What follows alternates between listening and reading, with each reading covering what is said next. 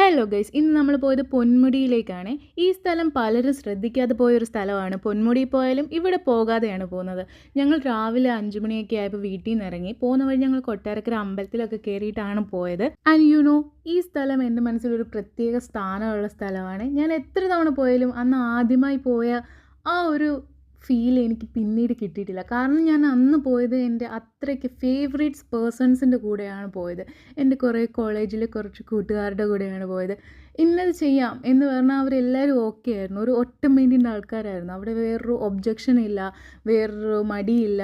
ഇപ്പോഴും ആ പഴയ കാര്യങ്ങളൊക്കെ ഓർക്കുമ്പോൾ തോന്നും അവർ വെറും കൂട്ടുകാർ മാത്രമല്ല, അവർ എൻ്റെ ഒരു ഫാമിലി കൂടെ ആയിരുന്നു എന്ന്. 22 ഹെയർ പിൻ വളവുകളുണ്ട് ഈ പൊന്മുടിയുടെ ഹിൽ ടോപ്പിൽ എത്താൻ വേണ്ടിയിട്ട്.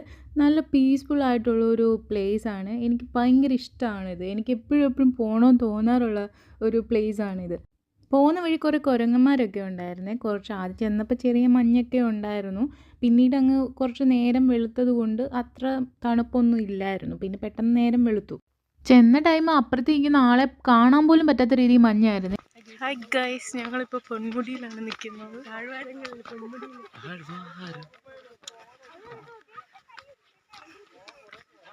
ട്രിവാൻഡ്രത്തേക്കൊക്കെ ഒരു 1 ഡേ ട്രിപ്പ് പ്ലാൻ ചെയ്യുന്നവർക്ക് ബെസ്റ്റ് ആയിട്ടുള്ള ഒരു പ്ലേസ് ആണ് പൊന്മുടി. പൊന്മുടിയൊക്കെ കണ്ട് കവർ ചെയ്ത് പിന്നെ ബാക്കിയുള്ള ട്രിവാൻഡ്രം സിറ്റിയിലുള്ള കുറേ കാര്യങ്ങളൊക്കെ കാണാൻ വേണ്ടിയിട്ടൊക്കെ പറ്റും. ഇതിപ്പോൾ ഒരു 10-11 മണിയൊക്കെ ആയപ്പോഴത്തേനും വെയിലായി തുടങ്ങിയിരുന്നു. നല്ല വെയിലുണ്ടായിരുന്നു. ഇതാണ് ഏറ്റവും ഹയ്യസ്റ്റ് ടോപ്പിൽ നിൽക്കുന്ന അതിൻ്റെ അതിൻ്റെ മണ്ടയ്ക്കോട്ട് കയറാൻ വേണ്ടി ഇച്ചിരി പാടാണ്. കാരണം പാറ കല്ലിൻ്റെ ഒക്കെ ഇങ്ങനെ ഇളകിയൊക്കെ കിടക്കുവാണ്. കുറേ ഫോറിനേഴ്സിനെയൊക്കെ കാണാൻ വേണ്ടി പറ്റി.